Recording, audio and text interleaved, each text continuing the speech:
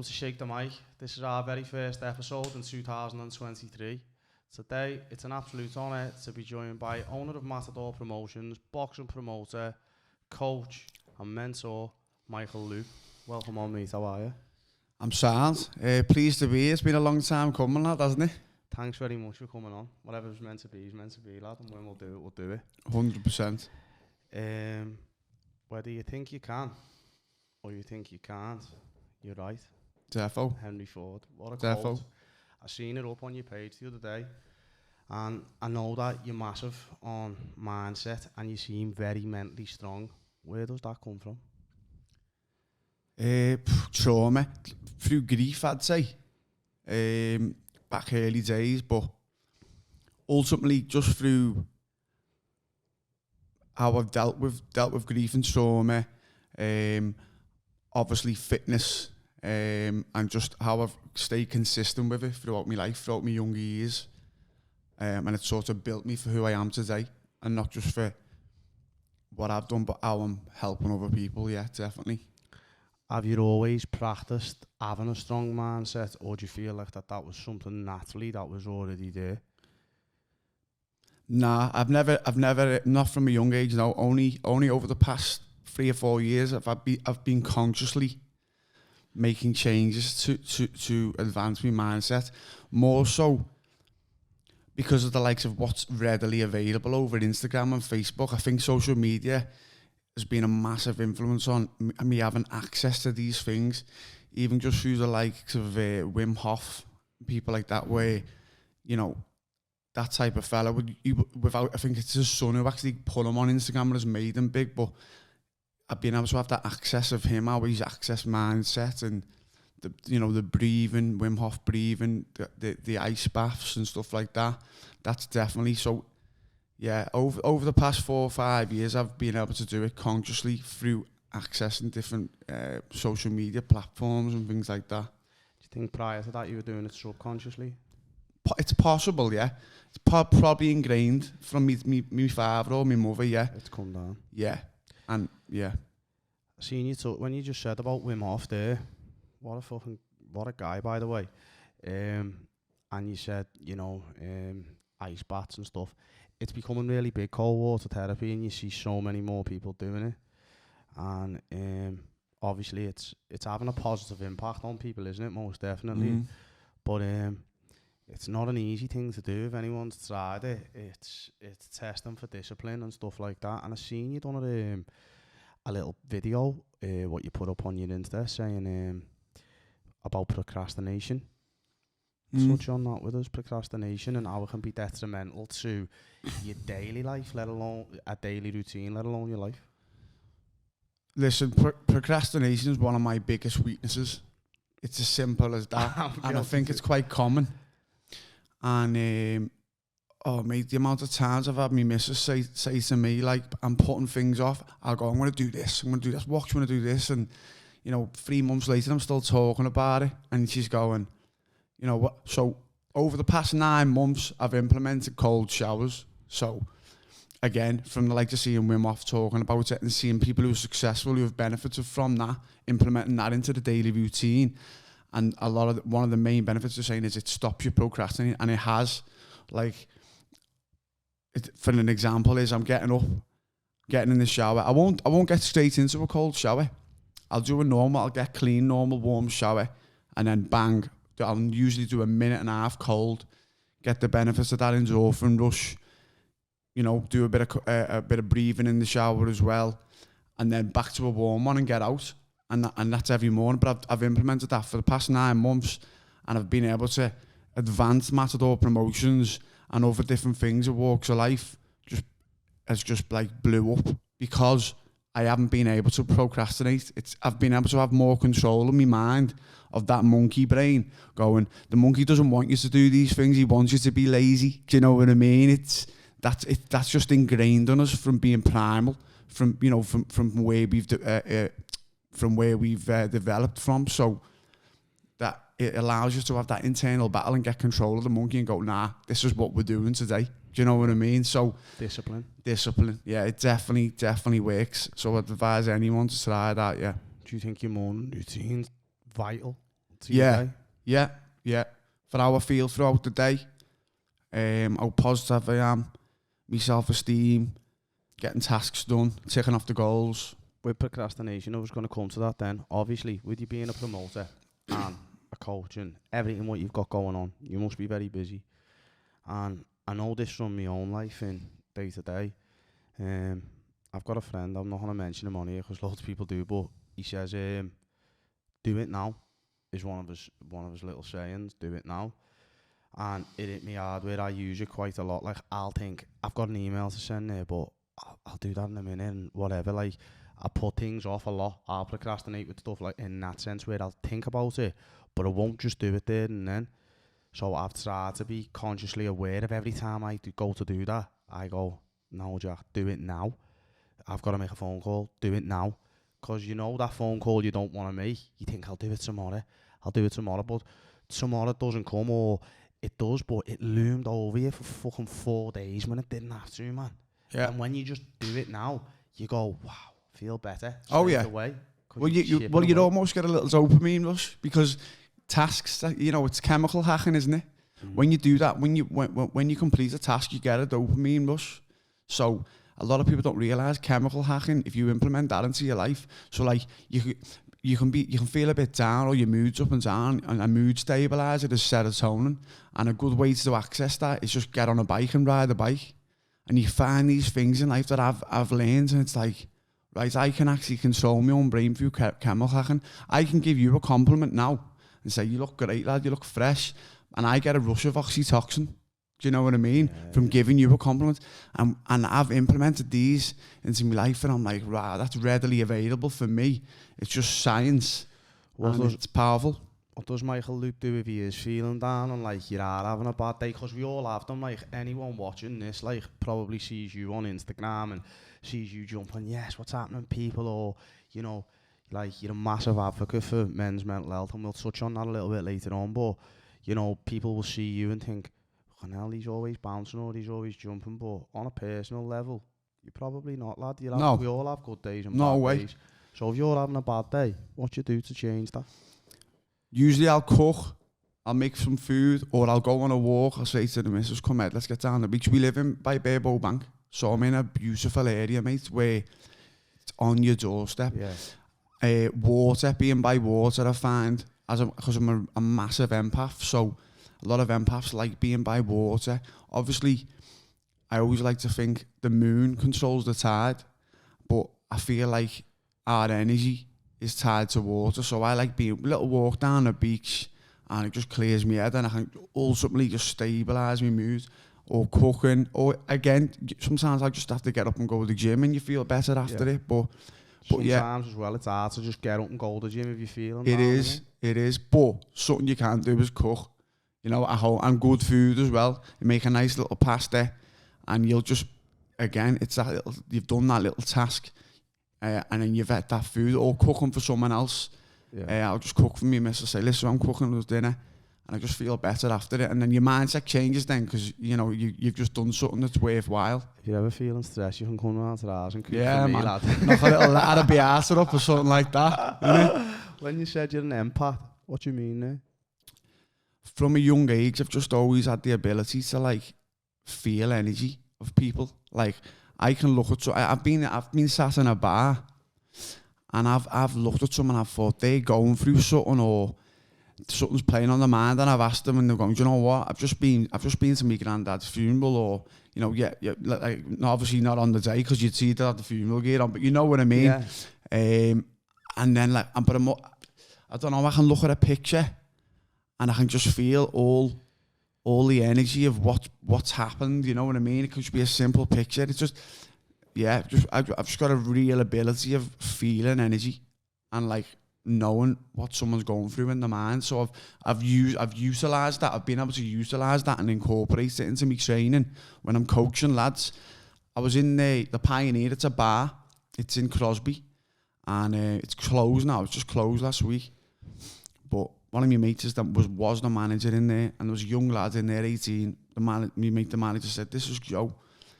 Got introduced him straight away. I thought, this kid needs help. Like, I was just in my head banging. So what's your story, Joe? He said, I lost my dad about 5 years ago, only 18, you know what I mean? Lost my dad 5 years ago, so straight away I'm like, well, I resonate with that. So I'm like, oh, I lost my dad, you know, I lost my dad in 2013. And he's just talking to me. I said, what's the score then? He said, I play footy. It's only small, you know what I mean? He goes, I play footy. I got let go by Man City. So I was like, yeah. So I was like, right, there's two things. You've lost your dad. You feel, I know you. So I've sensed this before I've even talked to him. I'm on it. So I'm like, right. I said, listen, I do boxing training. It's down there, Waterloo ABC. I want you to come Tuesday and Thursday. Lo and behold, turns up next Tuesday, bang. How are you, Michael? Bang. He's been coming now for 3 months. And mate, it's boss. He's just got a scholarship in the US to play in the Major League Soccer because he's fit as a fiddle now and the boxing's helped him. And his coaches said, you're fast on your feet. We do a lot of footy drills anyway, just for boxing footwork. But yeah, I'm just like, that's exactly why I picked up, but he needed that. And yeah, he's like that. He's speaking all sense. He's like, I just want to help my mum. I want to be able to provide for my mum. It's all good gear. You've changed them. Yeah, defo. And it's strange the way that's become coherent with what you're doing with the boxing. You've sort of put two things together. You can sort of see if somebody needs help. And it's sort of therapy in a way, lad. You're fucking changing things, the way people are thinking, and you're helping them and you're giving them an outlook. So it's a massive positive impact what you're doing. So well done, lad. Nice one. Really though. It's not just therapy for them, lad. It's therapy for me. Yeah, because you know you're making a change. Honestly, it's so fulfilling. It's unbelievably fulfilling. How old are you? Fucking hell, I forgot. 32. You know, once you get past 25, like, you just like, do you know what, though? I'm just happy to be here. A lot of people see age as like a detriment as they get older. And mate, I think every year we get older is a blessing. Yeah, because you're getting wiser, mate. You're getting more intelligent. But not because people are dying younger. Like, there's a lad there who runs a boozer by ours. I won't mention his name or nothing, but he's just been found passed away. He's 35 in his bed. Like, hasn't woke up, and it's just like, and it's happening too much. It's getting more and more often. Probably more so because it's readily accessible to see it on Facebook and that, people putting statuses up and that. So you see it, but like, I'm just like that. Every year I get older, I'm like, I'm blessed to be here, Do you know what? Putting a twist on that, like, you just like pricked something in my mind there, because we do, as we get older, you start thinking like, I'm 32 myself now. And you start thinking to yourself, like, you don't look forward to your birthdays in the same way and stuff like that, because when you're younger, you're like, yeah, you're buzzing, but you start realising you're getting older. But as we get older, we get wiser. And you start making decisions differently and thinking differently, and you wouldn't be where you are today if you had the mindset that you did when you were 22. That's it. You wouldn't be doing Matador promotions right now. You wouldn't be probably in the mind space to be able to help these people or do what you're doing or live your life as abundantly as what you're doing now. Definitely. Just because you with times become wisdom and you learn loads. Well, you get a few scars, don't you? There, your battle scars. You know what I mean? And it's like you've got to be a bit of a hypocrite. You've got to have been through something. To relate. And like, you know, I have lads going to me, listen, I am training that, but I'm bevying too much. I go, mate, I do the same thing. Yeah. I can lose, I'll go out and have a drink 3 times in 1 week, feel a bit groggy, and then go right back to the drawing board. Yeah. Next week, that's not happening. And they go, oh, do you? And I go, yeah. Well, you'd have to be able to sort of coach them right and lead them right. It's like if you went into fucking a tattoo parlour and a fella never had no tattoos and you said to him, what's it feel like, lad? Yeah. And he went, I don't know. Exactly. You think, shit. Do you know what I mean? I'm in the wrong place where you've been there, so you can talk. You're in a position to be able to help these people and talk to them. You know what I mean? Definitely. Definitely. Quick one for you out of the blue. And have you had mine on the pads? Do you reckon you've had mine? Defo, lad. S. Down the Marine Gardens, lad. She walked past with the little Springer Spaniel. I said, listen, girl, come on. Need a bit of self-defense here. I seen that on your Instagram. And I thought, out of all the captions, lad, and all the one-liners, that was a hell of a one-liner. Bells of that. For anyone who doesn't know, on his Instagram he put up a post saying, if you're thrown by ours, I've definitely had your nan on the pad. And it killed me, but I appreciate your hustle, brother. I know you're out there. Yeah. You're trying to have a go with everyone. How did you get into coaching? Mate, I've only been coaching now for 3 years. Essentially, lockdown 2020. When I say coaching for 3 years, boxing as a unit. I've been a PT since I was 18. Do you know what I mean? I'll start from there. Was in Chesterfield High School, specialist sports college. Very good school. The teachers were brilliant. I was very well liked in school. Very well liked by the teachers. Always pushed to go towards sports and keep me in boxing. They loved it. I was on the back of the Crosby Herald in the school and all that. They organised all that. So that was a big part of it. But yeah, done a BTEC diploma in sport. So that's age 16 to 18. And then went to uni. I was like, I want to be a PE teacher. That's what I want to do. Ultimately, because I had that boss relationship with them PE teachers who were pushing me forward, I was like, I want to be like you and inspire other people. So went to uni, Eggill, first year of physical education degree, and then the partying came along, as it does in uni. I was there, mixed with the wrong crowd, end up dropping out, right? So I'm like that, right, back to the drawing board, what do we do here? How old were you? So when I dropped out, I would have been 19. I would have been 18. Yeah, I was one of the youngest in the year. I think I was the second youngest in the year. So I was a late one. I'd made it into the year by 3 days or something. You know what I mean? And that was always another thing as well. I felt everyone in school had that extra year on me, a little bit wiser, as we're saying. But that's another story. You know, when you were in school, Michael, sorry to interrupt you, was you boxing at the time? Yeah. How old were you when you started boxing? 13. Was you? Yeah. What made you walk in a boxing gym? My dad took me to a boxing gym. I was living in Seaforth at the time. I was getting into a lot of fights. I wasn't starting them, but I was finishing them. Could you look after yourself before you went in the boxing gym? Yeah, that's it. I could fight. I was handy. You know what I mean? Yeah. I was from Seaforth. It's a rough place, lads. You know what I mean? I'll be honest with you. You can't sugarcoat Seaforth. Like, people think, like, it's rough. But it's a good community, you know what I mean? In terms of a sense of family and all that. But it was like, I was getting into a lot of fights, lad. There was a lot of lads who were, you know, they were dragged up, so to speak, rather than brought up. And it's simple as that. And people were starting fights. I was finishing them. And my dad said, listen, you've got a bit of a knack for fighting. Let's get you to SIDS, North Mersey ABC, it's called now. Donkey. Exactly. Absolute class coach. He was like a second dad to me. Ex-para, regimented, no bullshit. You know, you turn up, you train, you get it done, and you get off. You know what I mean? I've had the pleasure to sit once or twice before. I don't know him, obviously anything like you do, but I've actually met him, and we've been taken down to his gym before, and he's a nice man, isn't he? He's quality, mate. He's old school, the definition of old school. You know what I mean? Of like that sort of very stern. He can give you the tools, you utilise them, you know what I mean, and you can implement it, and I've done exactly that. Do you think you implement what he taught you now? Yeah. With other people, I mean? Do you know what I mean? Not just in your own disciplines, I'm talking the teachings he gave to you. Do you think it's sort of like you pass on the torch type of thing? Yeah, like just straight talking and just no bullshit, just like, listen, you know. Shake the mic. Yeah, shake the mic. Honestly, I swear to God, but and this is another thing as well about people, what as a community, what we need more of, we need more coaches like that, readily accessible, and with the lack of funds and stuff like that. You know, Seaforth is Sefton, and they're not getting the money from the government and the councils like Liverpool Council always have done. It's changing a little bit now, but mate, there should be a gym. I put a state up there. There should be a gym on every corner, like a boozer. 100%. Like not even if it isn't just a boxing gym, just a jiu-jitsu.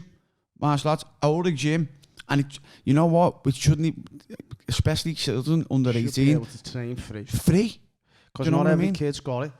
Not every kid's got that access to be. Not every kid's parents have got it, should I say? So they can't get in the gym and just go and train. And it's changing lives, lad. It is majorly. Really. There's a lot of politics involved with boxing and gyms and stuff like that, and funding and all the rest of it, innit? You know what I mean? Again, right, I was talking about it the other day.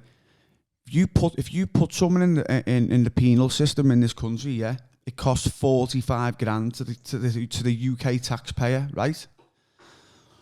Right, imagine what you could. That's one kid who's lost his way a little bit, yeah, 15, 16. You know, he might be selling drugs, he might be involved with a gang. 45 grand to the UK taxpayer, right? You take that one kid, put him in a boxing gym, you've saved 45 grand.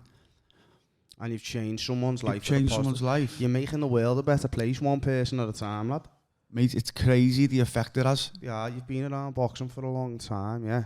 Can I ask you a question? Well, I'll ask you a question here.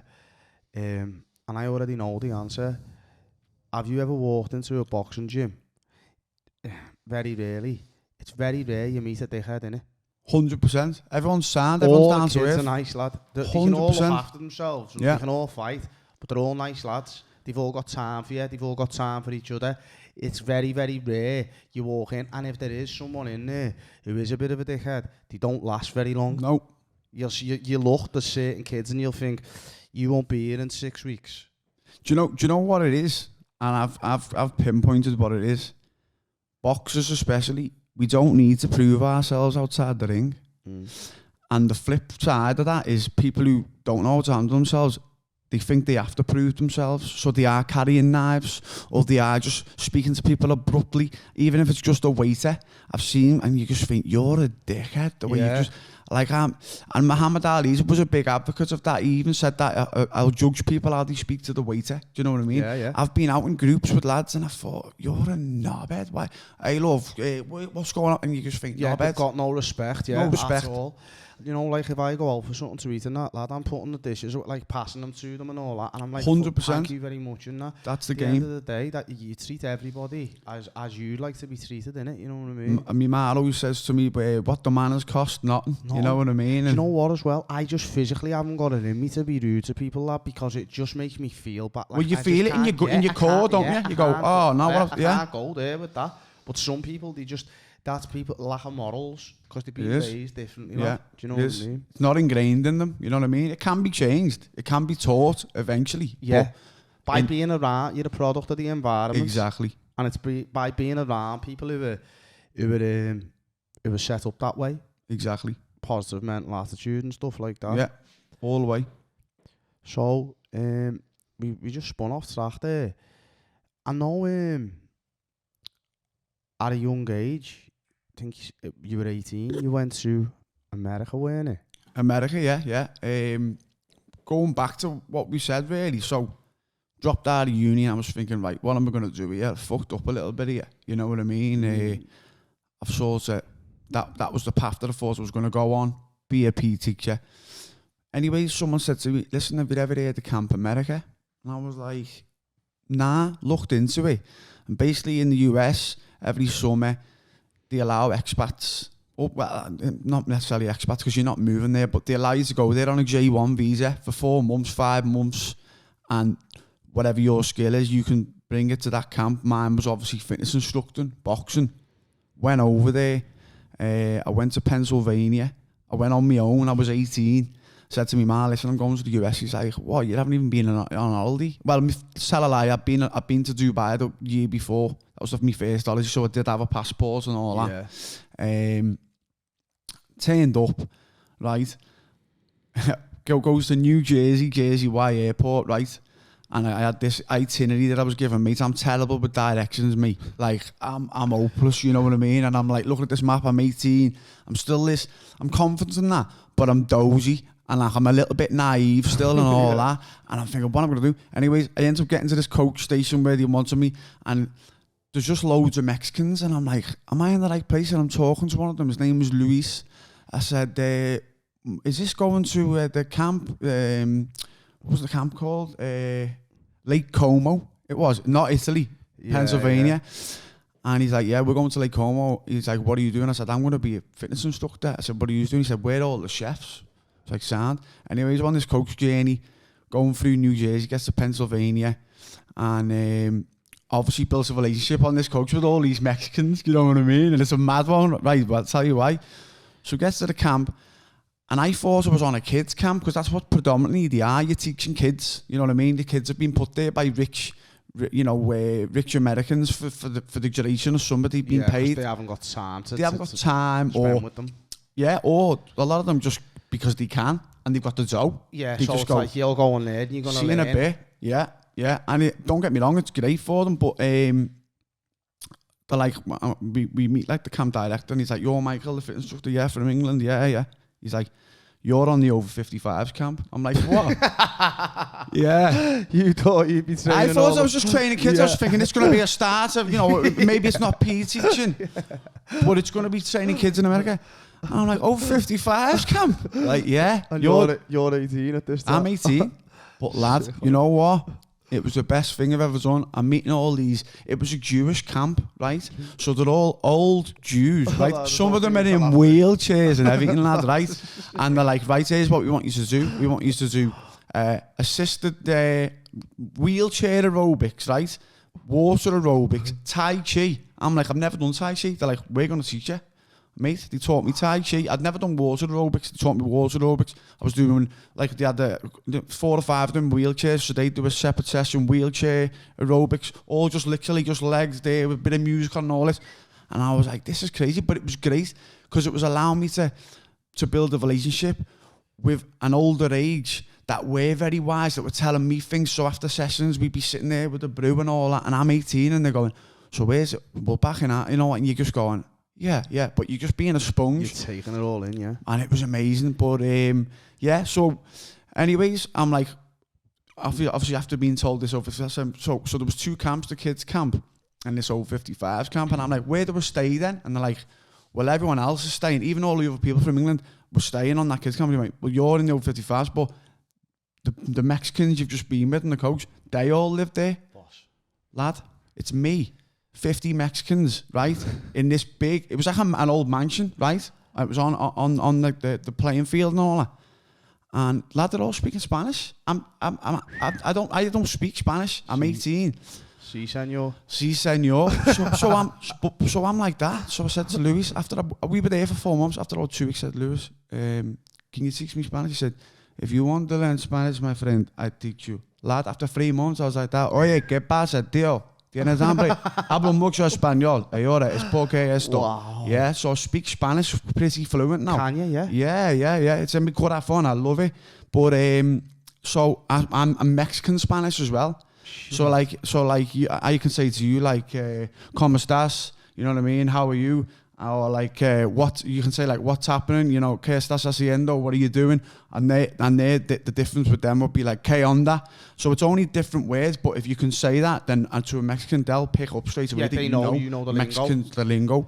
So yeah, that was a big start of something else where I realised I was bilingual. That's Do you know what I mean? an amazing thing, knowing it. Like, yeah. you went there and you never had no intention. Do you know if they would have said to you before you went, look, Luke, when you go there, you're going to be teaching over 55s, you'll be living with 50 Mexicans, blah, blah, blah. You'd have went, fuck that. You'd have stayed at home, lad. Do you know what I mean? 100%. It would have been daunting, especially at 18. Oh, Do you yeah. know what I mean? Because you put yourself out your comfort zone, you've landed there. That's probably the best thing that could have ever happened to you. Like, 100%. I was buzzing off you there when he said, you know, you're going the over 55s. And the only reason I was roaring is because I know where your mind would have been thinking. Oh, yeah. I was lost, lad. But as you say... But that's where you grow. That's exactly where I did grow. You know what I mean? And it's like, wow, I still obviously Mexico, the time difference. I'm always ringing them late. I've had a bevy, it might be 10, and I'm on the phone to Lewis all the time. Oye, ¿qué pasa, tío? And he's just like, oh, Michael again, you know what I mean? And that's from 2000. When did I go there? 2008. Wow, so that, yeah. You know, still. For a while. And another one, Naye, Yane, they're all, I used to play basketball with them and all that. Fucking like that still, years later. Do you know what I mean? Yeah, friends for life. Yeah, boss. It's an amazing experience that you've had there, innit? So what prompted you to come home? Is there a period of time that you're there for? What's the situation with that? 4 months was there on the camp, then you get a month to travel. They pay you, I got paid about $1,600 because when you're 18 was enough. I thought, right, I want to go to Miami, you know what I mean? So I jumped on a plane, went to Miami. When I was in Miami, I met this Aussie lad, and he was like, what are you doing now? I was like, well, I've got 2 weeks left. He was like, well, I'm going to the Bahamas. So I was like, how much you pay for that? He went, it's a cruise. It's $250. It's 3 nights, 4 days. And it's all inclusive. And I went, mate, I didn't have a credit card on it. I said, can you book it on? I'll give you the cash. He did. Me and him went and jumped twin room on this cruise. I met the lad the day before, you know what I mean? Shit. I'm 18. My mum's going, what do you mean? You're in Miami and you're going on a cruise? I'm going, Mum, just don't worry about me, you know what I mean? So next minute, we're in the Bahamas. We went to the capital of the Bahamas, Nassau. And I'm just like, what am I? It's just... living life. It was when Facebook first really started, and I'm uploading pictures. People are going, Loopy, what are you up to? I'm like, don't worry about me. You know what I mean? Yeah, but yeah, so that was like a little bit of traveling after it. Miami was great. Went to New York for a couple of days. Went to New Jersey for a couple of days to a Jewish lad that I'd met on the camp who invited me. You know what I mean? And and then came home.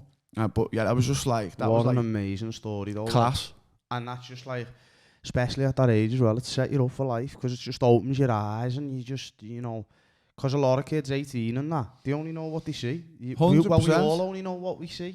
But I'm saying at 18, you haven't seen a lot, have you? You've just fell out of school and you, as you said, like, you were in uni. But it's coming back round here again, full circle. When you were fucking knocking around with the wrong crowd in uni and you sort of fell out of uni, it's been a godsend for you, really. 100%. Because that's what sent you on that journey. Do you know what I mean? Otherwise, you'd have been sit there looking out at the fucking window in John Moore's or wherever, going, yeah. Do you know what I mean? It wasn't meant for me at that time. Do you know what I mean? Definitely weren't. Do you know what I mean? Yeah. Downturn here, but change the subject a little bit. You lost your dad at 22. I did. So as I say, my dad was the first person to introduce me to the boxing gym, and he was like, boxing was through and through for him, because ultimately he didn't know his own dad. Do you know what I mean? We were told that maybe he was a French soldier. My surname's Loup, L-O-U-P, which is French for wolf, and we were told he may be a French soldier. His mum kept a little bit few things hidden from him, so that was something he always struggled with, and boxing helped him throughout his ages, you know, to grow and like fight the demons of grief and not knowing who the father was. Long story short, he's passed all that on to me, all this passion, and then suddenly, you know, 2013 he passed away. What happened was, he was living in Cherry Lane. Right, he was living in a flat. Him and my mum have always been on and off throughout the years. Sometimes, when I was a kid, I can remember not seeing my dad sometimes for 6 months. Do you know what I mean? Yeah. My mum and dad had what you call it maybe a toxic relationship. They were great as mothers and fathers for us, but sometimes together they just weren't. But ultimately they were meant to be together. It was a hard one, but I've witnessed, you know, a lot of them arguments and the fighting from a young age growing up.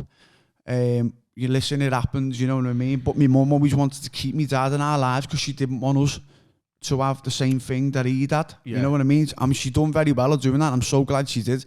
But yeah, so I had this strong relationship with my dad. I always listened. He was a very wise man. He was very proud. He's very well known. You know, he was known as Mickey Loop. He was on the doors. A lot of old school fellas know me dad. And to this day, I'm in town. I go, "You're Mickey Loop's son, aren't you?" Yeah, and they're telling me stories. He was a character, me dad. You know what I mean? I've got a lot of me dad's characteristics and a lot of me dad's vices. I'll be honest with you. You know what I mean? He was a rascal, me dad. Like, and, you know, I can be. You know what I mean? And it makes us. But you know, within a space of a week, he was told he had cancer. He was 67 when he died. Don't get me wrong. It wasn't young, but he was fit as a fiddle. Yeah, he was an LT67. He was. And bang, right. He was like, we think you've got pneumonia. And then over 3 days, he was in the Aussie, and they were like, this may be something more sinister. And they were like, listen, you're riddled with cancer, you've got stage 4. He'd been in the gym the day before, like that, doing weights on the rower. Sweat on, son, just be in the gym and all that. I'm like, Dad, what's going on here? Where's this all come from? He was like, son, I don't know, but, you know, it is what it is.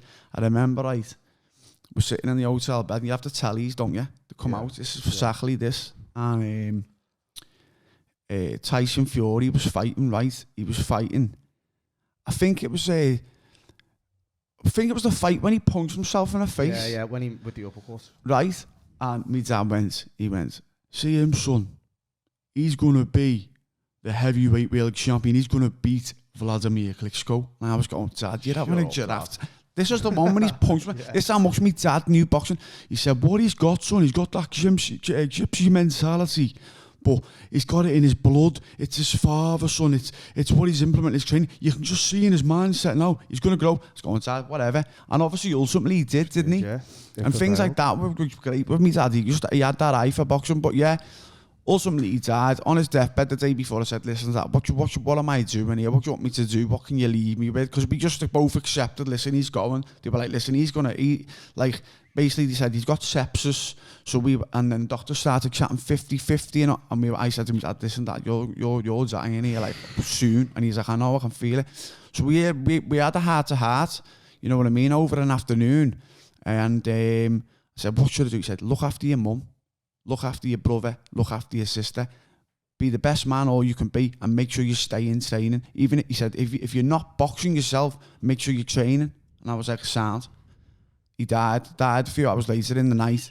And then, you know, that was it. From there, it was the biggest whirlwind of then the aftermath of grief and how I was going to, you know what I mean? And then you start hitting the bottle and all that.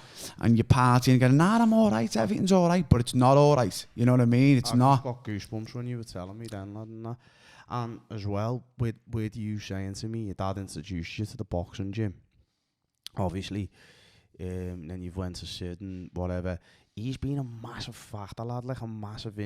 everyone's dad is, but he's been a big influence in your life while you are, and then that's gone.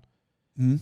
So you're feeling lost, you're feeling lonely, it's smashed your world to pieces, hasn't it? Yeah. And that sort of guidance, or that he's everyone's dad's the fucking hero, lad, no matter who they are, aren't they? And you look up to your dad, he's your dad. But then once that's went, you sort of on your own, you fell into the party scene. Mm. What was you doing, lad? Mate, fucking hell. I've had some parties, I'll tell you that. Like, you know what I mean? Because you just put all your eggs in one basket then and go, right, because you're just chasing dopamine then because you're so down and you're in your own head. Was you training at all at the time? On and off, yeah. But like, I'm talking at once a week, getting a sweat on, and then going, right, that'll do me. Right, we're out. Yeah. You know what I mean? Today. Lad, listen to this. You know, at one point, right, I remember I've been out on Barhead, right? I've come out, I remember Barhead? Yeah. 6 a.m, right? I've come out. I'm like, right, my babe was in uni at the time. She was in Nottingham, right? Nottingham Uni. Yeah. And I've gone to Lime Street Station, and it's about 6:30 now in the morning, right? Yeah. And I'm going to Nottingham. So I used to go and see her every 2 weeks or something like that. She was in uni for 4 years. Surprise. Yeah. You know what it's like? It's a good idea, isn't it? Yeah. I'm like, right, fly up to Nottingham now. I was like, still got my fresh shirt on from last night. I'm looking great here and all that. I said to the woman, what time's the next train to Nottingham? She went, 1:30 in the afternoon.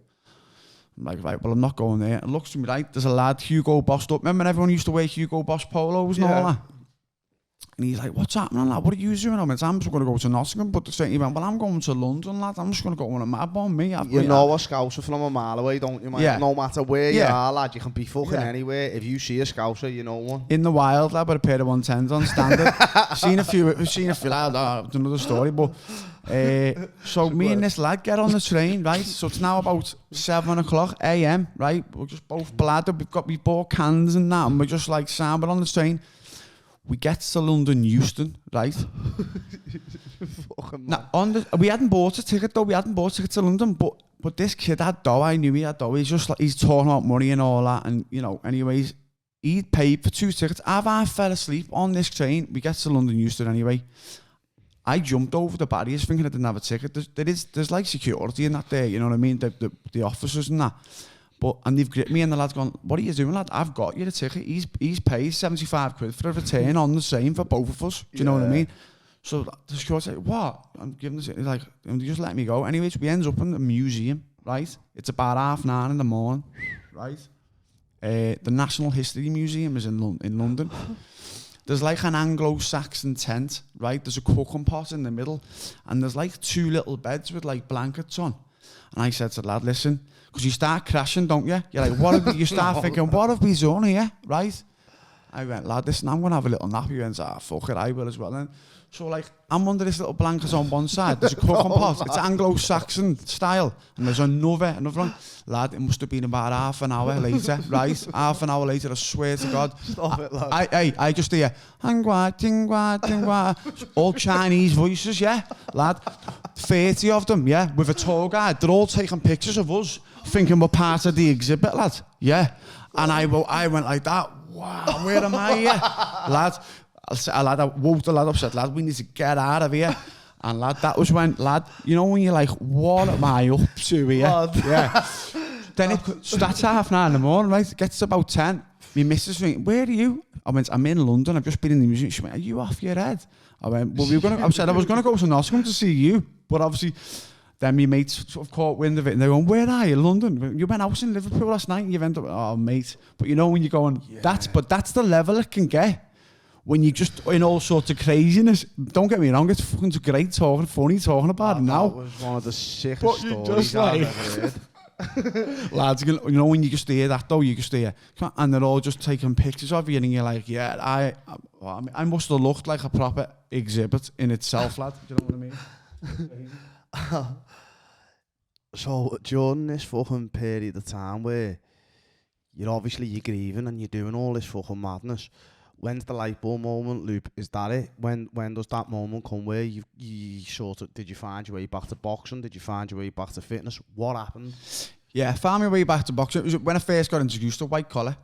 So, obviously, because I felt amateur boxing is great. It's the staple of boxing, isn't it? You know what I mean? 100%. Any good pro has come from an amateur gym. There is a few that have, that have made it from white collar, but there's no comparison to amateur boxing. But I felt, because I was now 24, I was getting to 25, I was like, I can't walk. I felt like I was too old to walk back into an amateur boxing gym. I knew I wasn't. I'd tried going round a few and I just didn't feel that love like you got when you were 16, 17 in your prime.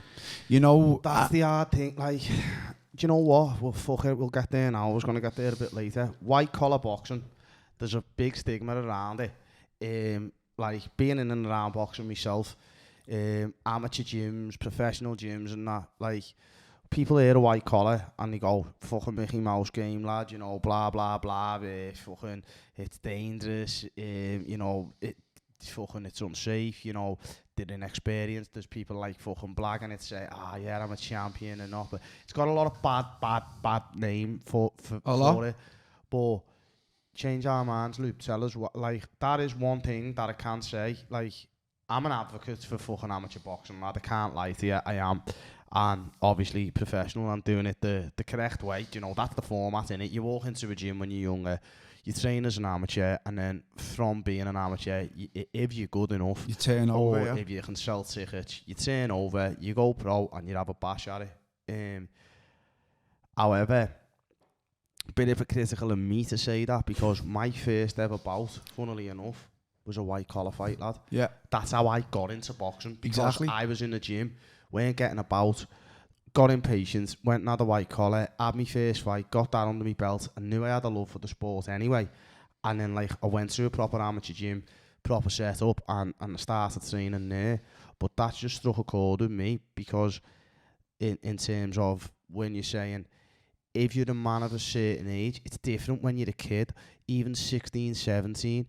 But now when I train in the amateur gym, I'm probably the oldest in that gym. Exactly. Lad, I train. I haven't trained for a while in the gym, in the boxing gym.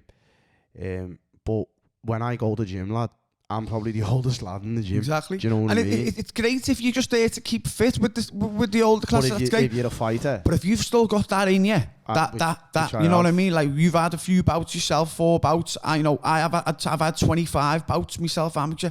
So I've still got that. But always chasing it. It never leaves you when you're a boxer. Leaves you, lad. So essentially, to answer your initial question, white collar, right, is ideal for someone, I'd say 18 to 35 who may have had amateurs, or even if they haven't had amateurs, they've got this something that they need to tick the box off, right? It's a bucket list. They want a box, right? And they want the hand raised, they want the feeling, because boxing now is so big. People it's constantly on your Instagram reels, boxing training's massive, and your Jake Pauls and all that who are bringing eyes to it. We'll talk, that's another story, you know what I mean? But lad, I'll say it openly on my podcast, I like Jake Paul. So do I.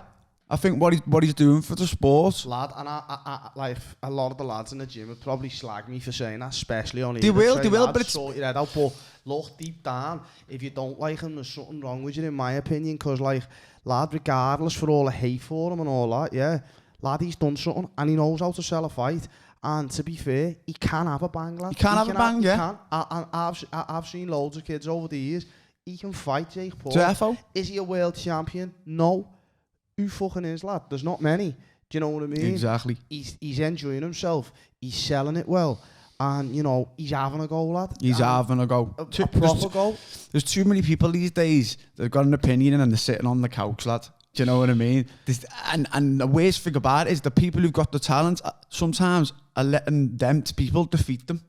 They're sitting on the couch, lad. You know yourself with boxing, lad. The ones who point the finger and hate, you know, you could have a bout and you could get fucking off the head, and the person who goes, oh, you were shite there, lad, or they've never stepped in a ring in their life.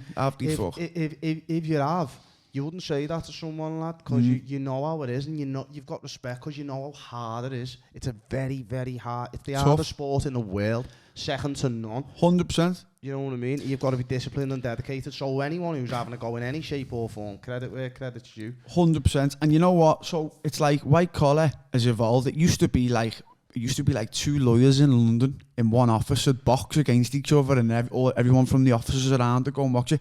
Then it evolved to Ultimate White Collar Boxing, who probably the biggest white collar organisation for raw novices of that style, of one fella here from that area, another fella. But what the game I'm involved in now, it's you know, essentially it's unlicensed boxing, yeah. So there is no regulatory body. However, there are full medics. A lot of them are ex-amateur medics. A lot of them are, they can't be pro medics. No one related to the British Boxing Board of Control can be involved in white collar. You can't even be in someone's corner. But a lot of them are ex-amateurs. A lot of the MCs are amateur MCs, you know, ex-amateur boxers. As I say, we have full medics there, judges, free judges in a lot of the shows. But there's actually like, you know, say like boxing governing bodies of like belts. So it's still ran very professionally. Now you've got lads who have been pro and they're turning down to white collar because they can box on a Friday and they might make 400-500 quid, and then they know they've got that 4 times a month. Don't get me wrong, a lot of them are journeymen. They know how to not get hurt and they know how to move. And then you've got upcoming lads who are selling 50 tickets on a show, so the promoter's happy and the lad's getting £10 a ticket. He's making more than he might do in his first 5 pro fights, you know what I mean? And they keep him fit, it's giving him the end goal. And it's inspiring other people who might be your general lad, who you might see and go, listen, you can do it as well, you know. Yeah, you can give everyone a go. You can have a go. And they're going, what do you mean? I go, lad, we do an 8-week camp. Don't get me wrong, lad, most of the people... This is where I was going to come to, right? I'll give the argument for the cynic, and you can then fucking come with the answers, Luke, yeah? So, is an 8-week camp adequate? No. To train somebody how to fight, throw punches, defend themselves, footwork, head movements, and everything in 16 sessions, lad. 16 hours, 2 sessions a week, 8 weeks, 16 hours. Is that enough to say someone's getting a boxing ring, lad? No. And this is what I'm going to go on to. I've had lads who've turned over to me and I've said, listen, you can box, and I'll sell it to them just to get them in. Yeah, you can box, you can have 8-week camp meeting. I never do that. You're not getting in there. No. I'll just sell it to them to get them through the fucking door. Yeah. Do you know what I mean? Because I know if you want to do it, you'll stick it out. Yeah. You know what I mean? Most of the people who want to do it in the 8-week camp, they leave after week 4 because they haven't got it in them. If you don't think they're ready, I'm not putting them in, mate. They're not getting in. Nah, fuck. They're going to get hurt. It's going to look bad on me. In terms of safety, this is another issue that becomes, as you said, lad, there's a lot of people in white collar boxing who, this first time novice fighters, you know he's a novice, you can see he's fresh, he's walked through the door, he can't throw a punch, or he might be able to, but he's not great. And you know that, you can see that his talent needs, there's either like grassroots day one, or there's like kids who are half alright but they're not great. You know, so you can sort of, like you say, be honest as a promoter and say, well, I've got a kid there, he's all right, or I've got a kid there, he's brand new, or whatever. There's got to be trust there, hasn't there? Because, as you said, there's people who have been pro, lad, and they're coming back to white collar. And, like, me turning up on a couple of bouts, going to you, go ahead, get me a bout, Luke. You go, yes, no worries, lad. I'm in there every day training my ass off. 8 weeks later, fucking, you're jumping in the ring. This kid's had like 40 amateur fights and fucking 12 pro. He weren't making dough because he couldn't put asses on seats, so he's turned back to this, and you're in there with him, who's essentially an experienced fighter, lad, high-level operator compared to yourself. He mightn't be in the fucking pro world, in the elite ranks, but in this game, he is elite. Yeah, definitely. Now where does that brings a safety issue in there, doesn't it? Yeah. So what I mean? The way you do it is, and it's about... How's that regulated? That's regulated in the sense that the main groups of match fighters is called semi-pro boxers. It's on Facebook, right? Now, obviously, that's another story. People hate the word semi-pro. I don't say semi-pro, but that's one of them. I just like to say I'm in unlicensed, you know what I mean? Because it's unlicensed. The way it's regulated is I don't deal with any promoter who doesn't give me footage of the fighters. I want to see the last 2 or 3 fights, yeah? Because most of them are filmed, you know what I mean, on high quality cameras. So I know I can judge a lad. I can watch 15 seconds of someone boxing and know if my lad's good enough or not. I can go, nah, mate, I'll just say, nah, not good enough. They'll also send the record. Now, records are 2 and 5 between. People can fucking mess about with records. That's why I like to just give me footage of the last 3 fights. Most of them are on YouTube, so you can see the dates they've been uploaded. Yeah, because that's what I was going to say. You could say, I've got so he's only had 5 and all that. That was 2-3 years ago, yeah. Footage. You need footage. So it's as simple as that, especially... You know, straight away in the amateur game, I had 25 fights, rocked up, all I knew was the name, and you get in the ring, you'd only see the kid when you were in the ring. Yeah, that's all you do. But that's fine, because usually you're under 18. Don't get me wrong, even the seniors, but by then you've got a lot more experience. With white collar, it's different, as you say. So I say to promoters, give me the last 3 fights footage. Worst comes to worst, I want the last bout of footage, yeah? I'll also follow the fighter on Facebook. Yes, we'll ask for a record, but... You know, it's just when you know an eye for boxing, you know if your lad's good enough or not by watching the opponents on video, and then we'll match them. Don't get me wrong, a lot of the times we took lads to other gyms, sparred them, and then gone, that's a good little match. We'll get that on the next show. So you know it's even. Yeah, that's the best way to do it. Just spar them before it, you know what I mean? Yeah, and you're looking for an even bout. You're looking for an even bout. You want a 50-50. Gloves. What size gloves are you using? First fight 16 ounce, maybe second fight 16 ounce. The last show we done with the lads who've had 4 or 5 fights or more, 12-ounce gloves. 12s. Yeah. Is there head guards? First fight, maybe second fight, yeah. But after that, no. Yeah, fair enough. In the amateurs now, it's certain weight. I think it's less than 64, the 10-ounce gloves, no head guards, as a senior anyway. And then above that, I think the 12s and no head guards. You know what I mean? Well, I think they actually come out, didn't they, and said it's causing more damage because it's a bigger surface area. It was giving people concussion. You've actually said you're better off without the head guard. There's a big difference between junior and senior boxing in there as well, Luke. Like massive, boxing as a man's completely different to boxing as a kid, innit? You know what I mean? Mate, my first senior bout, I got stopped in the second round. I boxed a lad from Kirby, Chilton Jenkins, his name was. He was an army lad. Mate, he was just fit as a fiddle. He was a man. I just turned into that senior game. He'd had the experience boxing for that. Mate, first round I boxed great. But he's obviously just waiting, thinking, you know, give me a little chance maybe if you want. You know what I mean? And then second round, right hand, left hook, see you later. I was seeing stars, mate. I've seen about 10 refs around me. Said to Sid, take my gloves off, mate. You know what I mean? I'm like, what is this? You know what I mean? Sid's like, listen, this is the senior game. We're not kids now. I was like, fair enough. And it really wakes you up. It's a big difference. You know what I mean? What's Sid's view on white collar boxing? Sid doesn't like it. Doesn't condone it at all. Nah, and fair play to him. Like, you know, I can imagine why. That's fine. You're not going to change a lot of people's mindsets. You're not. But, you know, we can only do what we can do. So in what you're saying is basically you're giving an opportunity for a man age more, you say between 18 and 35, but a lot of 18-year-olds. So it's probably more for like 25 to 35. 25 to 35. It's giving them a gym, a space to train, a goal where they. But like I'm talking a gateway into walking into a gym, Luke. Because go and get a fella who's 26 now. He's never had a boxing match in his life, and ask him to go and walk into the Rotunda tomorrow, or it's not happening. Not happening. Or see if he's got the confidence to walk in there, and then if he has, see how he's gonna settle in there, and how he's gonna last, and obviously the level in there. So what you're saying is you're creating a space where someone like that can come. For the introduction, yeah. For the introduction to boxing. The biggest barrier to fitness, right, is walking through the gym doors. That's the be all and end all of it for me, mate. People have been thinking about training all their life, whether it's even just lifting weights. That initial never mind walking through the gym doors, it's just getting to the gym. That's half the battle. So sometimes I don't drive, but a lot of the lads do. We've had a few fights with me now, and I say, right, we're going to pick this kid up. We're going to Bootle, we're taking him to the gym. Get him through. Listen, it's gonna be. You're all right, lad. No contact, mate. Don't worry about it. Get him on the pads, and then he wants to. He might then want to just do one-to-ones. You go, Sam, don't worry about the group training for a bit. Let's get your confidence up, and after 4 or 5 sessions, let's get you back in the group session. It's just about weighing it up, just playing it time by time, easing people in. It's all about confidence, and a lot of these people are being brought up in environments where they haven't been taught how to be confident, self-esteem, how to regulate emotion, and boxing is one of the best ways to do that. You got everyone running around aggressive as fuck because if I'm angry, I'll go and do 3 downs on the bag and then I'm skipping out the gym.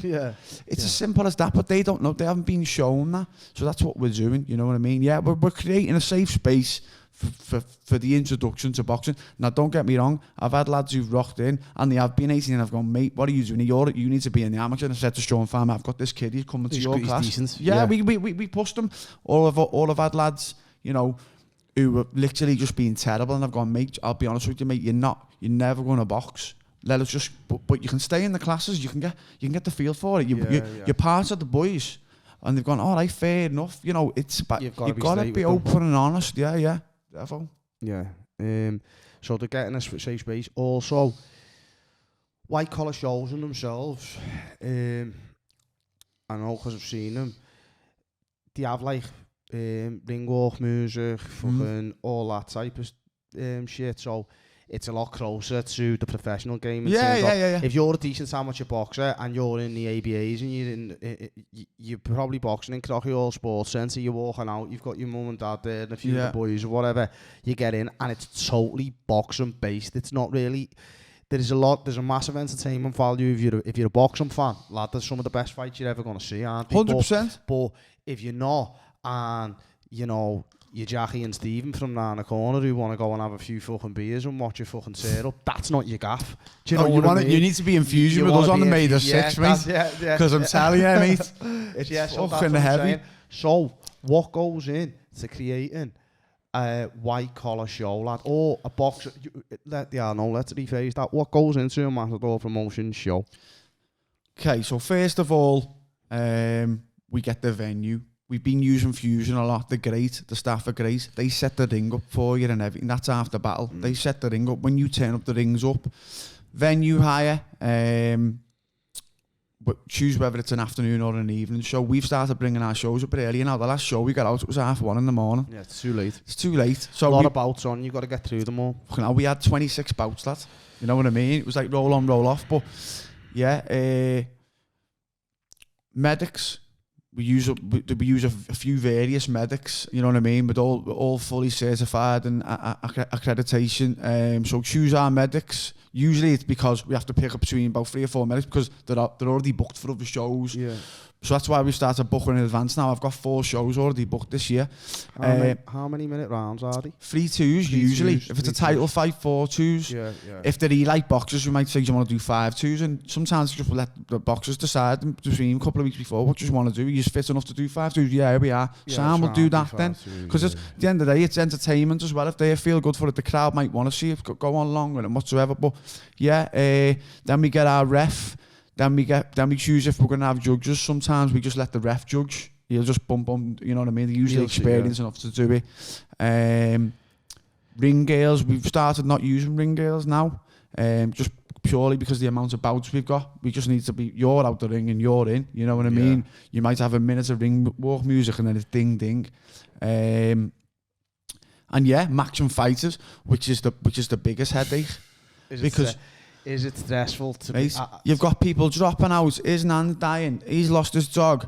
He's hurt his arm, and then you see him on the pads the day after doing, and it's like, you know what it's like. A lot of them forget that you've got them on social media. Oh, lad, listen, I've done me this, then I can't box him, but purely it's because he's watched his last fight now. or or something's come up. Because the thing is, we match with other coaches. Do you know what I mean? Have issues in selling tickets. So say if you've got a kid on the show, Loop, and he's good, but lad, he can't sell tickets. Yeah. Is that an issue for you? Yeah, we need someone to do 10 tickets because sometimes, I'll be honest with you, we have to pay for an opponent who comes from Bolton or whatever. Yeah. You know, we might have to pay 2 ton, 250. That's just to get him there. To get a lad there, we have to pay. So say 10 tickets, £30. We give the boxer £5 commission anyway. So there's 250, which is fine. He's covered his bout. Do you know what I mean? Yeah, if he does enough to cover it, obviously you'll get kids That's who fine. might go, lad, I'll sell 40 tickets and he's and one they, of them and kids, they do. Yeah, and they've got pure people and they do. But there's some people who haven't got a big following and exactly. if they're trying to get about, but 10 tickets isn't a massive amount of tickets. No, mate, if you haven't got 10, mate, especially if it's a first fight, if you haven't got 10 people around you, including, you know, your ma, your nan and whatever, then you need to be questioning what's going on with your circle, mate. Yeah. Do you know what I mean? You know? But regardless, someone might do 5. But yeah, and we've took the loss on it. That's fine. You know, money's only a we've only started making a little bit of money now as a byproduct of the passion we put in. Yeah. I've done it for free for 6 months in the Marine Gardens during lockdown. That's how I started really getting into boxing coaching. Because a lot of down low boxing, like obviously now you know you've started Matador Promotions. We'll touch on that in a minute, but it's like at the start, grassroots boxing. There's a load of time that goes in, like. You're a fucking mentor, you're a father figure, you're a fucking brother, you're a fucking therapist and everything in between. Mate, as a boxing coach. honestly, full time. Hours and hours go into it, don't they? Full time. I've got so many of these lads now that are coming into the gym and they're using me as this like a beacon of hope. And you know what, lad? I haven't got it all together, me, lad. Like, I'm off my head. You know what I mean? I'm doing the best I can be.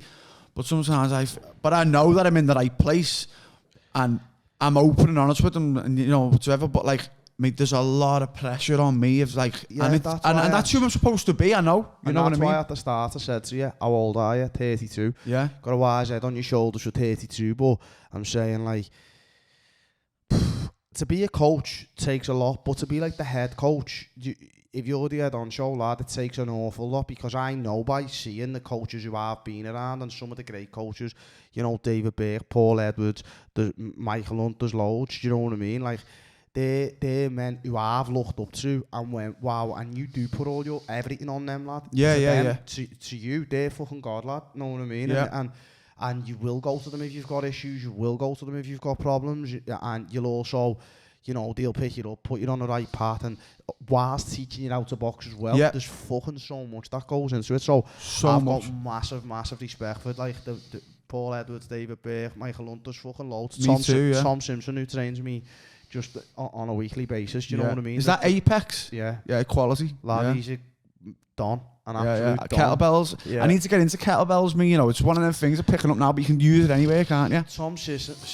Tom Simpson, lad, he's a pioneer of fitness, like fucking, he has been from like such an early age and just dedicated his whole life to it. And you can see it. He's a world of knowledge, Luke. No, when I train with him, lad, like, there's some of the little like subtle things he comes out with and that, he's highly educated. And you know one thing like that I like about him, just touching on him, he's always developing, so like he doesn't stop his own self-development because certain coaches get to a certain level where they're excellent, but then like that's it. Where with him, he's a sponge, lad. He's still doing courses now himself, to better himself. He done like a 200-hour. We had him on. He was my first ever guest on this. I think I've seen it. Yeah. And I'll hopefully get you on again in the future, Simo, lad. If you play your cards right now, get you on again. What's his name? He done like a 200-hour yoga course. He's always doing courses to better himself all the time. And then obviously he's passing that on to his clients, his friends and whatever else. And it's like yourself, you're giving someone something, lad. You're helping people. So it's a rewarding thing what you're doing. Well, it's like, as you say there, there's a lad I started training initially, Lloyd Fitness, right? He's a PT now and he's class. He's got a great client base. But I was training him on the pads and he was going, I want to do what you're doing. And I went, lad, do it. told him the courses what to go and all that, and he's flying now. He's got the mass market for in round bootle for women's boxing and that. Like he's doing and more kettlebells and strength and conditioning circuit. He's fantastic. He's a world of knowledge himself, and he's passionate about it, and it's that passion what's ultimately got him where it is. But I opened the door for him and showed him and gave him the belief, and I've done it for many, and that's what it's about. And then loads of people will have time for you, Luke, and loads of people will look up to you, lad, because as you said, to them, you are a beacon of hope, and you're just one man. But I seen you put something up on, I think it was your Instagram page, and it was a motivational video, and you can talk like, can't you? Yeah. And it was for men. I see, like, you're a massive advocate of men's mental health, and you do a lot of training outside, which is different, especially in this country, because abroad, people train outside, but alright, the lads go running over here, or you might go on Everton Hills or whatever, but you do a lot of training outside, like predominantly. Yeah. And I've noticed, like, the stuff, you do things a bit different, what I like I seen you put up something, the short sweet science. Yeah. And I thought, that's a baby. That was through lockdown, wasn't it? You know what I mean? Keep doing that shit, like. I know, we need to. That's boss. I love that. Like, just, for anyone who hasn't seen it, it's basically just like a small video, like with some poignant factors of like education on boxing. So the one I watched was like just talking about like one simple punch, the jab, but like as they say, like a good right hand take you around the block, but a great jab would take you around the world. And he's speaking all about like how you're implementing that one shot, but it's little stuff like that what you're doing, lad. What's different? So like I seen you doing like Roxanne with them, or Sally up, Sally down, yeah, and you're bringing a bit of fun, camaraderie, as you say, and like the brogan and all that, the yoga at the end of a session, like all the boys doing a bit of yoga's boss, lad. Boss. Amazing. And then again, it's a stigma that a couple of years ago, everyone would go, yoga, you're having a giraffe, aren't you? And it's like, mate, a lot of boxers implement it now. Like, I like yoga. Like, do you know what? I need to do it more. Yeah, like, it's good, seriously, because I'm not saying I'm great at it, because I'm not. I'm shite. But I really enjoy it because it's just a peaceful place. Oh, mate, it's zen, innit? Yeah, you feel zen after it and that. So you're implementing all these things into the training, and obviously, you're making a positive change by being that person. So even when you're saying, they're coming to me and thinking I'm this speaking, well, you're a lad. No, I know I am. But at the same time, I just resonate with them and say, listen, I'm dealing with my own stuff. I can definitely help you. But I'm no guru, you know what I mean? I'm not real with them. I'm real, lad. I'm real with myself. I know who I am. You know what I mean? I eat pizza too. Yeah, 100%. Listen, you know what I mean? I seen you put something about Kim Kardashian and like the women like saying about like fake asses and blah blah blah, and like there's a massive thing now on social media where people portray themselves to be different, so they paint this picture that this perfect picture, should I say? Yeah. And it's not true. It's not real. Yeah. And right now I haven't got a six pack. Know what I mean? Yeah. And it's like a lot of people though see like they see like a perfect body, the perfect lifestyle, and because like the way I touched on earlier, we just said about cold water therapy, fitness, fucking all these different aspects of the fitness world now, fucking meditation, yoga, some of it's great, but some people are using it like to be hip more than to just jumping on the bandwagon in a way, feeding their ego more than the soul. Yeah, definitely. Know what I mean? This is the thing as well, especially for a lot of young men with the likes of social media now. People are following people who speak with conviction, right? But then people who are speaking with conviction, there's no substance to what they're saying. Do you know what I mean? 100%. No substance and no soul. And like, you can see, and when you look into a bit of psychology as well, which I've done, you can see who's genuine.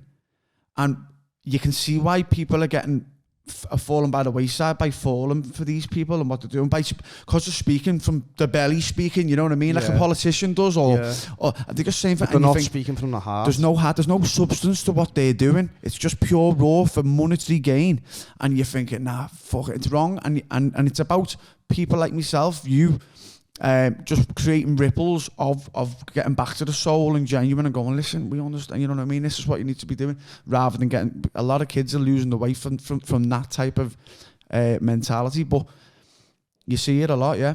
If you had a message to anybody watching this podcast now, what would it be? Men or women, go to a boxing gym, and incorporate boxing into your fitness regime, purely for an aspect of self-esteem, increasing your self-esteem, increasing your mental health. It's probably one of the best sports if you generally want to get the fittest you've ever been. There's no more rigorous training than boxing training. Maybe Muay Thai, because they're heavy, them kicking them bamboo trees and all that, aren't they? That Muay Thai, but again, similar. But yeah, listen, if you've been thinking about walking into a boxing gym for time, that is going to be your hardest battle, as I say. Getting to the gym and walking through the doors. Once you do it and incorporate it, then there is no doubt in my mind that you'll end up at least getting halfway there to being the best version of yourself through incorporating boxing. That's what that is my message. Don't get me wrong. Our biggest goal has always been to get boxing back in the curriculum, but I'm not there yet. And where I'm focused now is where I believe I'm meant to be for these fellas who are around that 25 age mark. Want a little goal, but I may go to amateur boxing, in the future, and I may make it a mission of mine to get boxing in the school curriculum. But I'm not too needed there at the moment. There's a lot of fellas. You've got Alan Walsh, Sanfield ABC's doing big, weapons down, gloves up. He's going into schools. I'm not. They're doing what's needed at the moment in that aspect. Yeah, and you're doing what you're I'm doing what's needed in my aspect, and we may cross wires and different things. But yeah, listen, incorporate boxing into training, and we need to change the stigma on white collar, most definitely, because it's got a place. And if you look at on the grander scale, as we were talking about before with Jake Paul and all that, and I don't know if you've seen the likes of Salt Pappy and all them. Have you seen any of them come up on your Instagram? Really, Salt Pappy's actually a class boxer, but he's essentially a YouTuber, what people are calling. But they're bringing eyes to the sport. That is white collar on a massive level. Yeah, massive. They're bringing eyes to the sport. Jake Paul's the biggest promoter in boxing, really. Of course he is, yeah. Eddie Hearn's the biggest promoter, but I'm saying Jake Paul's the bit selling a fight, ultimately, right now. For good or for bad, people are talking about him. He's on everyone's lips. Everyone's talking about him right now. Funnily enough, the fight's tonight, isn't it? It's tonight. Yeah. Tommy Fury. Listen, I can't call it. I'll be honest with you. Do you know why? Right? I haven't seen enough of Tommy Fury to call it, lad. Tommy Fury's good amateur pedigree. He's a Fury. It's in his DNA, as they say.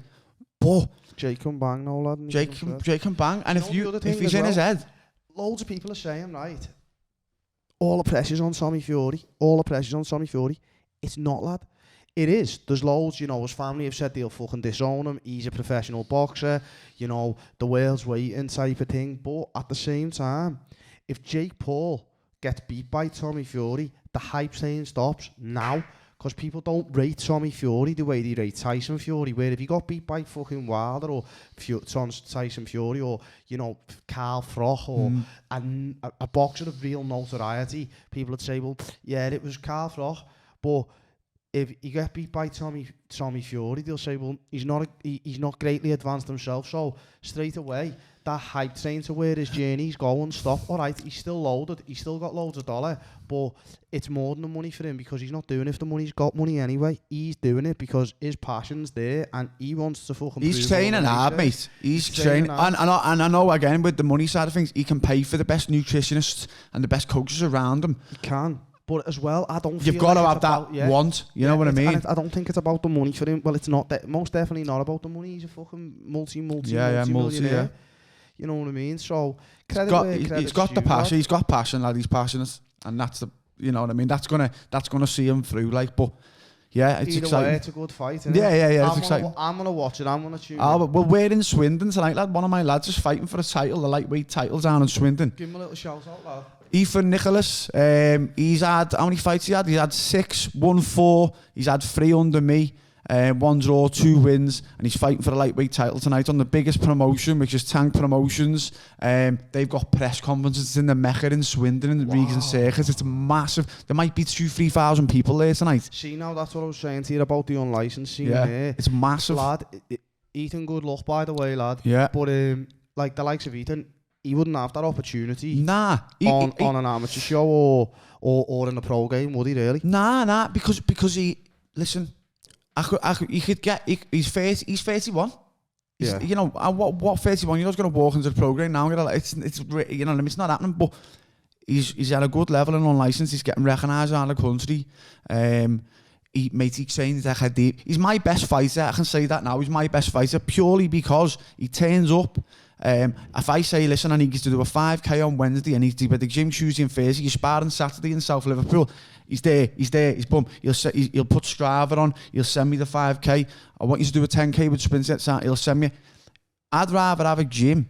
That's what you need, though, Michael, as a coach, innit? Yeah. You need to be getting response because it's a two-way street. It's a two-way street, yeah. Accountability. Yeah, and as a fighter, that's ultimately what you're looking for. You want a coach that believes in you, because if they don't believe in you, you don't believe in yourself, lad. No one fucking believes in you. Exactly. It starts with the coach, and if the coach is on you and he's saying, look, lad, do this, do that, and like he's feeding you with like little pippettes of like positivity, you know, I believe in you, lad, I know you can do this, blah blah blah. There's no feeling that fills you up better, and that fucking fuels the best you. That reinforcement's the best in the world. Best, Carry you lad. through a storm, lad. And then in return, what you don't want to be is, I couldn't get that 5k in, like, because the dog's leg fell off, or load of shite. Yeah, you want, like, go ahead, bang, it's over to you. Yeah, I done that there, or it's late, but lad, I went to work, done this, done that, whatever, but I got it in, lad. There it is. Listen, I say to the fights, I say, listen, you can't kid a kidder. You know what I mean? Nah, you've been there, I've been there, I've done it. I say to them, listen, I see action or I hear excuses, and that's all it ever is. Boxing is one of the only things in the world where, lad, you cannot lie, because you're lying to yourself, lad. 100%. You will be found out. You can blag you all day long, lad, me and yourself and everybody else in the room, say, yeah, lad, I've done it. I don't give a fuck, lad. It doesn't matter, because if you didn't, tonight, it'll show. 100%. And if you do it, lad, and you put them hard hours in, lad, them fucking long runs, them that time where you did want the cake but you didn't have it, yeah, you bang them extra few sit-ups out, you know what I mean? You didn't fuck around that day, you got your head down early, you read that book. When you get in there, lad, it shows. Yeah, it shows in the physical sense, but ultimately it's again the capacity is a mental sense of being in there and going, I've put the time in. If you're in there going, I cut corners, and then one little shot at you, maybe I don't want this. You start judging yourself. It's always you versus you. That's our biggest, you know what I mean? Every fighter before you get there, I don't know about yourself, but like when before about you thinking to yourself like, fucking hell, you're nervous here and all these things, I shouldn't be here, blah blah blah. You start questioning everything, and that's where, if you've done the training and you've done the hard work, it'll reinforce that belief where you think, no, I've fucking done everything right. He's human, so am I. We'll put it all on the line. It gives you that little bit of fucking that grit, that belief. It's the man in the glass. Have you read that poem? Did you see that on my Instagram? No, I've never seen it. Try and remember it right. Lay it on me, it's about obviously you versus you. Looking at yourself in the mirror at the end of the day and going, right, am I kidding myself what I'm doing? It goes, when you get what you want in your struggle for self and the world makes you king for the day, just go to the mirror and look at yourself and see what that man has to say. For it isn't your brother or father or mother whose judgments upon you must pass. The person whose opinion counts most in life is the man looking back in the glass. He's the person to please, never mind all the rest, because he's with you clear till the end. And you've passed your most difficult, dangerous test if the man in the glass is your friend. You can fool the whole world down the pathway of years and get pats on the back as you pass, but the final reward will be heartache and tears if you've cheated the man in the glass. You know them ones? Yeah, boy. And lad, that's a raw one. Yes. I can't remember who wrote the poem, but lad, that's my favourite. I'd even get that tattooed on me, because ultimately that's what life comes down to. When you're looking. I don't often say this, lad, but you've just shook the mic. Yes, lad. That's what it's about, baby. You know what I mean? They don't call me loopy for nothing. Lad, gold, mate. And I've done that many a time, whether it's been positive in my life or whether it's been negative in my life. I've looked in that mirror at the end of the day and gone, fucking hell, you're taking yourself through a storm. And you start realising over these trials and tribulations that you've ultimately got control and you can make the decisions, you know what I mean? You're steering the car, you've got the remote control, and people, it's about getting that control over the mind. A lot of people think that the remote control is controlling them. If we're watching a TV programme now, we can change the channel, you know what I mean? And yeah. You're the receiver. It's mirrored back to you. What you put out, you get back. Yeah. You think positive things start to happen. You think negative, the same thing. but what you put out comes back. And sometimes if you're surrounded by negativity, you can change the channel and whatever. But wow, I love the poem, lad. That was fucking amazing. Let's touch on Matador Promotions then. Matador Promotions, when was it born? Where did the idea come from? Where did the name come from? And essentially, what is it? Yeah, started 2020, done my first show. 2021. I say on the logo, I say 220, because ultimately that's when I really got into growing a unit of lads and getting my first fighters. But we were putting them on other people's shows, rather than me and my own. The name, obviously Spanish, the Matador, isn't it? Yeah. With the bull fighting, and obviously I've always been like a counterpuncture and sort of like let them be the bull, and I'm just controlling and switching, you know what I mean? Sure. So that's that. What was the other question? When was it born? What's the name? What was the name? And essentially, what's it about, lad? What's it about? In white collar, in the unlicensed scene, where do you see it now? Where do you see it going? What's the end goal? What is Matador Promotions? Why are you better than the rest? Why are you different from the rest? Loop, like, what are you doing? Obviously, you're a great coach, you can see that, and you're you're boss to talk to, lad. You're a boss mentor. This is the first time I've ever met you, and I can feel your energy. It's amazing. Nice one, brother. And I know, like, if you were to box under you, you'd make the fighters feel good about themselves. Yeah. But what Matador Promotions? What is it, lad? If you had to try and put it into fucking words. It's white collar, being run as professionally as it can be, with the fighters' health as a main priority, and a platform to allow any man or woman to not just box for fitness, but box to reach an end goal and give them that, to give them that, or to fulfill that want. An able-bodied person to box competitively. Yeah, in front of the friends and family, and feel what, for me, the best feeling in the world of getting your hand raised and seeing your friends ecstatic. You know, they've had a few drinks, they might have had a bad year themselves, and you, the person that they love, that they've always relied on as a brother, sister, or someone, or even father, has now got his hand raised, and he's just won a boxing fight. He's another person. I think, you know, for years, back in the Roman times, thousands of people were gathering, right, in the Colosseum to watch fighting. It's ingrained in our people. People think boxing, right, is, you know, it's 100 years old. No. Queensberry rules, maybe. Yeah. But people, for the want of people to watch two people in an arena for entertainment, mate, it's the core. We're primal. It's our passion. It's what's in our blood. It's what we've developed. You feel when you're watching a fight, you feel them nerves, you feel that passion, you feel that shit. You want to get in there. Yeah, I've had people trying to get in there. I've had to get them out. So, and you know what I mean? After a few pints, I'll get them. Relax. I don't put you on the next one. You know what I mean? Swear. No, you do though, don't you? Yeah. You get that buzz and that and whatever. And it's like anything. If you're walking down the street and a fight breaks out, lad, you're like, whoa, what the fuck's going on? You get an adrenaline rush. You like that? Your eyes are locked down. It's ingrained in you. It's an adrenaline rush. Yeah. We all feed off that. And it's entertainment. Where do you see Matador Promotions going in? I'm not asking you to put a label on it and say, this is what we're going to do. But in an ideal world, in a dream world, where would you see it going? The end game, Luke. Would you like to be the biggest? Would you like to be the best promoter? Would you like to? What's the goal? What's the game, lad? What is it? Right. I'll be honest with you.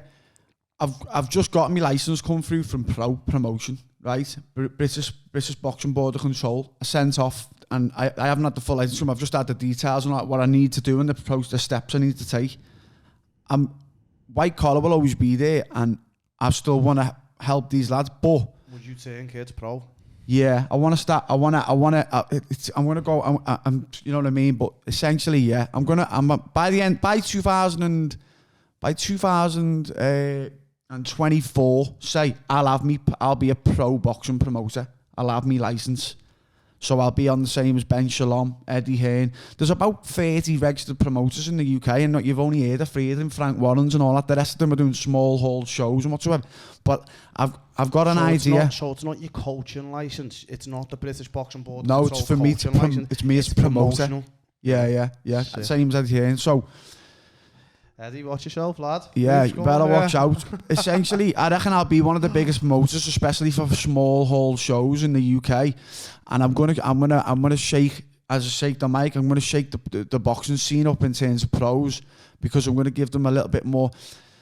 I don't want to say too much because it'll end up shaking a few people. You know what I mean? And would you, essentially, when it's lower level, are you gonna give kids a chance who possibly wouldn't get a chance? Yeah. You know what I mean? We're going to give them the ability to turn over. Yeah, and if they do turn over, giving them a platform to box on if they're a professional fighter. Where, or the show, or the promotion labels might go, nah. Because you're not doing 700 tickets. You know, we're going. Listen, can you? Tickets, or you never went to the Olympics. Can you cover the away fights? That'll be a question we'll have with their manager and their probably. Can you cover that? Well, let's get him on then. And then once he has shown, people start going, I take it like, but the way we're going to do it is, we'll make sure that I'll have a full social media management team where you can see these kids' personality more. You know what I mean? Because that's what it's about now.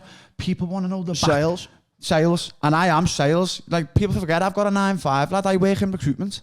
I don't do this full time. This is my. I'm out the door at 7 a.m. Yeah, I go to the office or work for Manpower, right? And I get people jobs in logistics, freight, imports, exports all around the country, right? Would the dream to be step away from that? Yeah, of course it would. Yeah. That's what, you know what I mean. I'm working a 9-5 to pay the bills, but it's what's happening between 5 and 9 sometimes. That's the hustle, lad. That's the hustle. You know what I mean? You know the game, it's ingrained. But so ultimately, yeah, and I'll have match-door promotions in the white collar sense. Well done, lad. But I'll also be a pro boxing promoter with this new vision of allowing people to come through the ranks, and we need it more than ever. You know, even you've got the likes of journeymen now. That people forget, mate. They are the pinnacle of boxing. It's very hard to be a journeyman, like the likes of Christian Leighton and stuff like that. People say, "Oh, journeyman lad, he's shit." Try and get in a boxing ring and hang on for that period of time without getting seriously hurt. Coming out unscathed and boxing the week later. There's an art to it, lad. Oh, it's an art, mate. Try and get out of there a fucking alive, lad. It's hard work. Unbelievable, you know unbelievable. They hold on and then a week later they're back for another bag of sand, and that's how they're feeding the family, basically. 100%. But people who aren't in the boxing world don't understand that. They don't understand the road of a journeyman or the road of a prospect. Again, people on the couch, lad, with too much to say, you know what I mean? It's crazy, innit? So, give me a little bit of an Eddie Hearn blast out here then, lad. Give us, reel off, down that camera, your promotions for this year. The shows, the times, the dates. I know you've got a big one coming up towards the end of the year, outdoor one and that.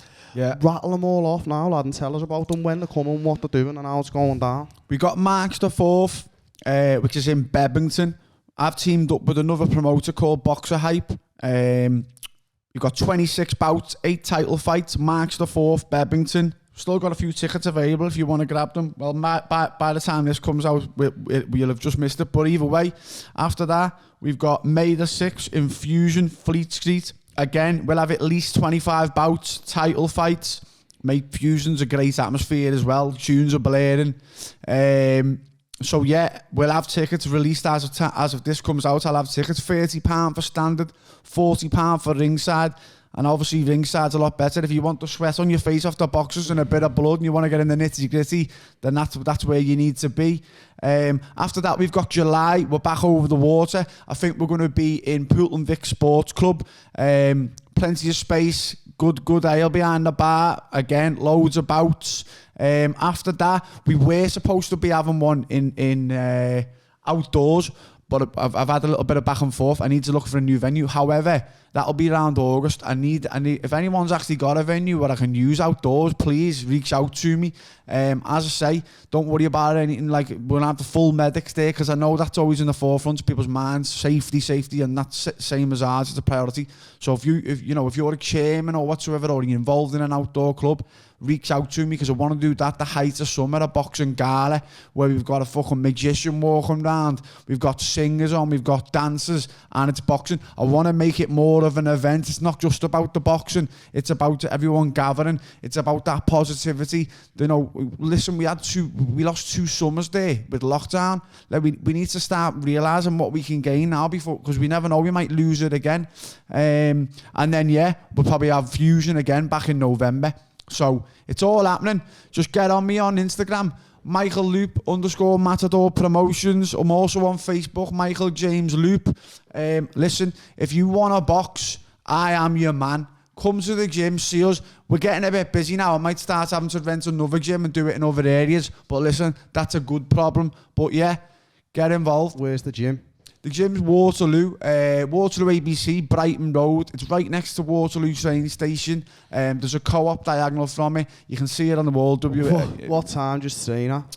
8:15 Tuesdays and Thursdays. We've got an upstairs, downstairs. If you're having box, we leave you on a beginner floor, usually with me, and then we have a couple of other coaches. We've got level 2 amateur coaches helping us now as well. We've got ex-boxers, ex-pro boxers helping us. So there's a good mix. It's not just me. I've got a good team around me that we've collated. We've got yoga instructors there. We've got Pilates instructors who do sessions with us as well. I'm always mixing it up. All fully certified. Everyone's DBS checked. There's no fucking around, no cutting corners. So Tuesday, Thursday, 8:15, it's £5. And then again, sometimes we add you to a WhatsApp group. So sometimes we do like chaffers Sunday mornings. We'll just throw it in on the Saturday. Listen, whoever wants to train tomorrow, we're doing runs, sprints, pads, 8 a.m. Be there. Sometimes it might be a walk. Sometimes it might be a cold water dip. Everything goes in this WhatsApp group. So once you get introduced into the gym, we get you involved in the group. You then become part of a unit and we all move forward together and progress together. You've always got a point of contact. I've got Polish lads now who've come to this country 5 months ago that are now speaking English. They tell me that they're working with Polish lads so they don't get to speak English, and they're learning English now through training with a group of 30 lads. You know what I mean? And I'm seeing how the smiles have changed, and because this is the place that they feel safe, they feel wanted, they feel like they're changing themselves for the better. There's so much good to come out of it. It's all good gear, you know what I mean? So that's what it's about. Baby. The good stuff. Before we go, is there a shout out that you'd like to do to anybody who you know, anybody who you want to give a little shout out for on here? Any shout outs or thank yous or anything to anyone who does anything for you on a daily or anything like that? Any people who, anything at all like that? You know, I've obviously spoke about Sid. I see Sid a lot now and then, you know what I mean? And you know, I've always given me respect. So shout out to Sid for, you know, being an inspiration, teaching me how to box.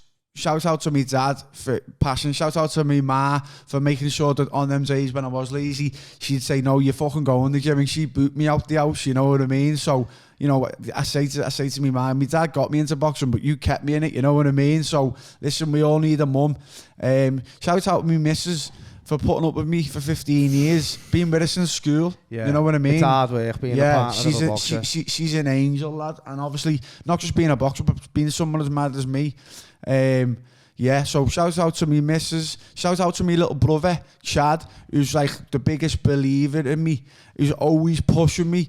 He's like, Michael, listen, you've got it, everyone loves you. Again, he calls me the beacon. He's just like such a little brother. Don't get me wrong, he's the same size as me and he's built like a fucking American fridge. I call him Big Bear, and he can have a fucking go as well, you know what I mean? He's good, and you know what, I'm going to get you in the ring this year because you keep saying it. And he's 26 now, and I said to him, you're getting on the next white collar. We can try and get him on for me, but we'll get him on this year. Shout out to my sister. She's in Manchester, and with me 2 little nieces. Don't see her that much, but I love her. But yeah, ultimately, family. All my mates around me have always had belief and are pushing me. You know, Instagram's again a great thing because I constantly getting that recognition off people. Just a little inbox, lad. I love what you're doing. I love, you know. It's great gear. Yeah, thanks a lot for people believing in me. I've always believed in myself, but we all need that recognition, that reinforcement of, come on, keep grinding, and we will. You know, because all these successful people, they've got that one thing. You have got that belief, and sometimes you get in your own head, so you need other people. So yeah, thanks a lot.